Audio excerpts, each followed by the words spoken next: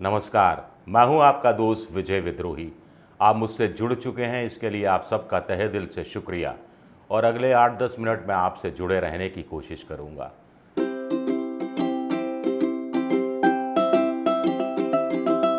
दोस्तों, इन दिनों आम की बहार है और आम का पेड़ आपने देखा होगा, सारे पेड़ झुके हुए हैं क्योंकि उसमें बहुत सारे आम लगे हुए हैं।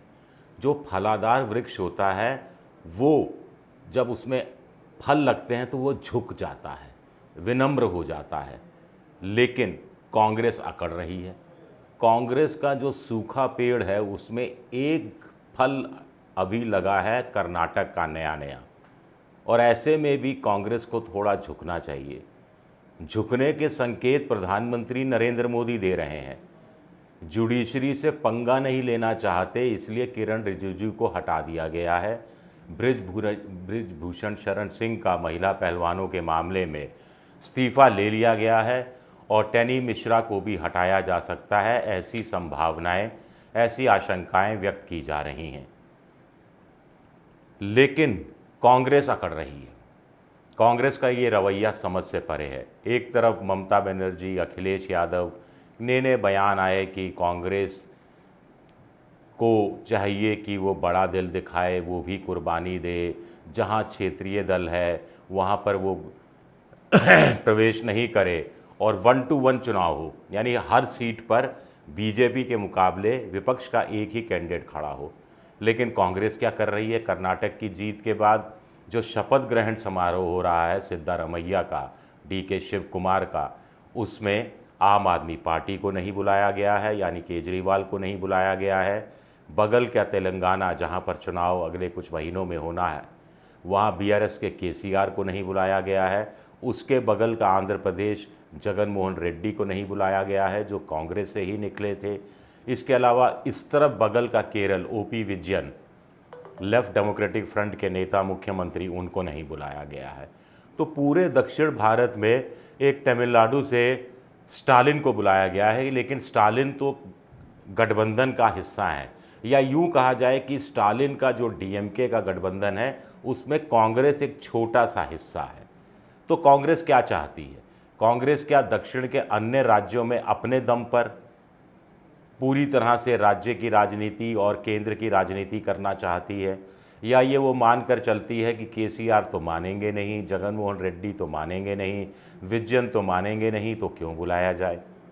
या फिर वो मानकर चलती है कि लेफ्ट के साथ पश्चिम बंगाल में समझौता शायद वो तोड़ दे, इसलिए उसकी शुरुआत, संकेत वो केरल के विजयन को नहीं बुलाकर देने की कोशिश कर रही है। क्या ये सही रणनीति है? क्या रणनीति में लचीलापन नहीं आना चाहिए? आखिर आप मुलायम सिंह यादव के बेटे अखिलेश यादव को बुला रहे हैं, शरद पवार को बुला रहे हैं, उद्धव ठाकरे को बुला रहे हैं, ममता बनर्जी को बुला रहे हैं, नीतीश कुमार को बुला रहे हैं, तेजस्वी यादव को बुला रहे हैं और हेमंत सोरेन को भी शायद बुला रहे हैं। कुछ और पार्टियां भी आ सकती हैं समान विचारधारा की। तो क्या कांग्रेस ने यह मान लिया है कि बाकी लोग विचारधारा के लिहाज से एक धरातल पर नहीं आ सकते? जो आपके साथ है वो तो साथ है ही, जो आपके साथ आने के संकेत दे रहा है वो भी आप उस पर मेहनत करके उसके साथ दोस्ती बेहतर कर सकते हैं। लेकिन राजनीति तो असंभव को संभव बनाने का खेल है। राजनीति तो संभावनाओं का खेल है। कम से कम KCR, जगन मोहन रेड्डी, विजयन, इनको भी अगर बुला लिया जाता तो कोई फ़र्क नहीं पड़ता। आम आदमी पार्टी, केजरीवाल के साथ संबंध बीच में ठीक हुए थे। राष्ट्रपति को जो 12, 13, 14 पार्टियों ने जांच एजेंसियों को लेकर जो खत लिखा था प्रधानमंत्री को, उसमें अरविंद केजरीवाल के भी हस्ताक्षर थे। फिर राहुल गांधी ने जिस ढंग से हिडनबर्ग रिपोर्ट और अडानी मसले को उठाया, उसमें सबसे ज़्यादा साथ केजरीवाल ने दिया। इसके अलावा जब राहुल गांधी की सदस्यता गई, खड़े खड़े उनको लोकसभा से सदस्यता रद्द कर दी गई, वो अदालती फैसले के बाद 1 महीने में घर खाली करने का नोटिस थमा दिया गया, तो केजरीवाल ने भी सहानुभूति व्यक्त की थी और केंद्र सरकार के कदम को गलत बताया था। लेकिन फिर हाँ, मनीष सिसोदिया की गिरफ्तारी हुई तो कांग्रेस ने राष्ट्रीय स्तर पर नरमी का रुख अपनाया था और दिल्ली के नेताओं ने ज़रूर इस कदम की तारीफ़ की थी। लेकिन केजरीवाल के साथ देखिए उत्तर भारत में संबंध बनाना कांग्रेस के लिए मजबूरी ना हो, लेकिन सियासी ज़रूरत ज़रूर है।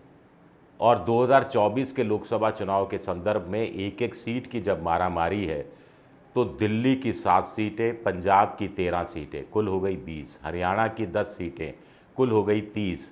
इसके अलावा गुजरात में भी बीजेपी के और कांग्रेस के खिलाफ आम आदमी पार्टी चुनाव मैदान में उतरेगी लोकसभा में, और लोग कह रहे हैं कि 5 या 6 या 7 सीटें वो कांग्रेस की खराब करने की स्थिति में। तो कुल 36-37 सीटें ऐसी हैं जो आम आदमी पार्टी से टकराहट की वजह से या तो बीजेपी उसका फ़ायदा उठा ले जाएगी या कोई दूसरा दल पंजाब में फ़ायदा उठा लिया जाएगा, लेकिन दोनों दलों को आपस में मिलकर जितना फ़ायदा होता उतना फ़ायदा नहीं मिलेगा।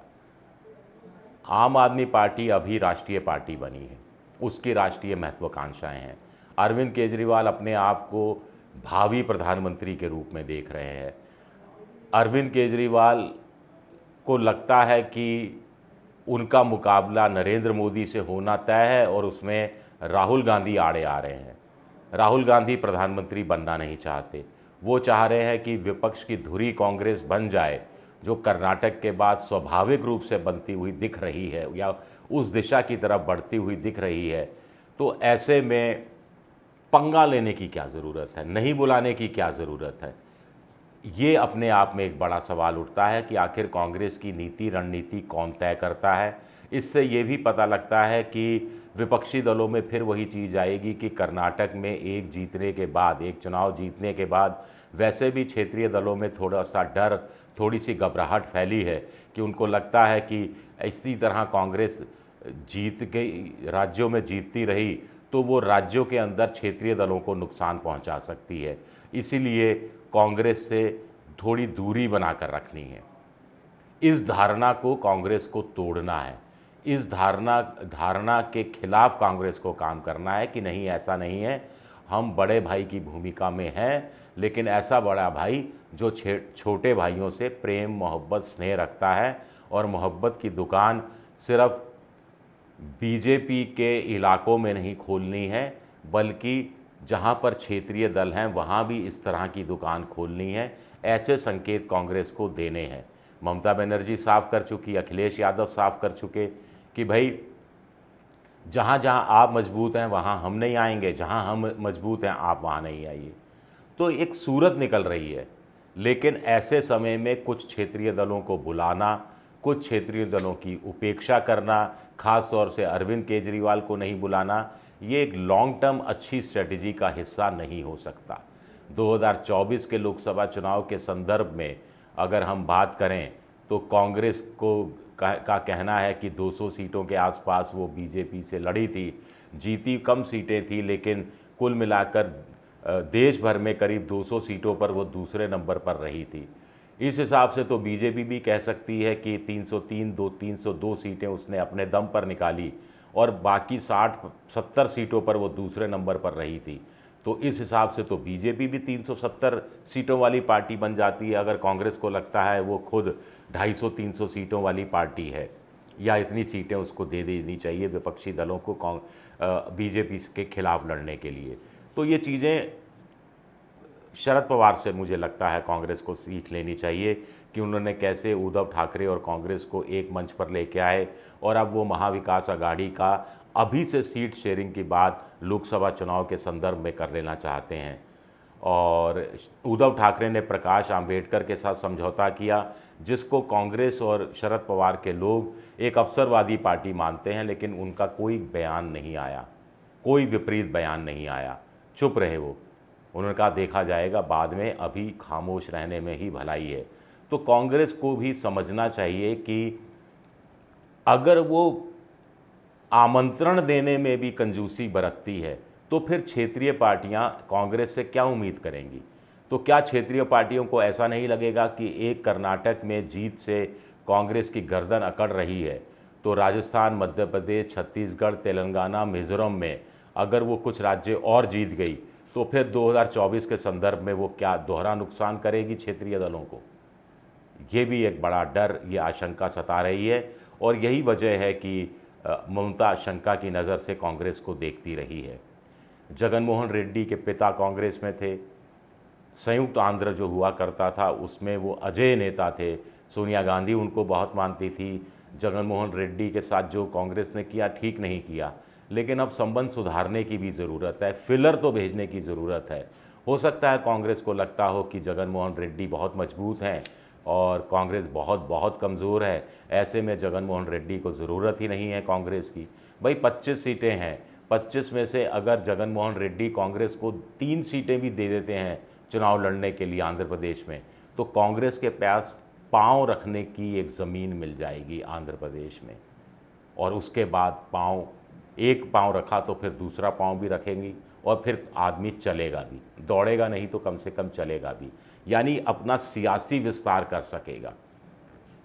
लेकिन अजीब रवैया है कांग्रेस के नेताओं का। पता नहीं कौन नीति रणनीति बना रहा है या क्या समझ रहा है कि कर्नाटक की जीत का मतलब ये नहीं है कि उत्तर भारत के राज्यों में भी वही मुद्दे चल जाएंगे, उसी रूप में चल जाएंगे, या बीजेपी के वो मुद्दे उस रूप में दूसरे राज्यों में उत्तर भारत में भी नहीं चलेंगे जैसा कि कर्नाटक में नहीं चले। इस भ्रम, इस गलतफहमी में मुझे नहीं लगता कि कांग्रेस को पड़ना चाहिए और विपक्ष से दोस्ती करने का कोई मौका कांग्रेस को चूकना नहीं चाहिए, और अभी बहुत बड़ी चूक वो कर रही है। शुक्रिया।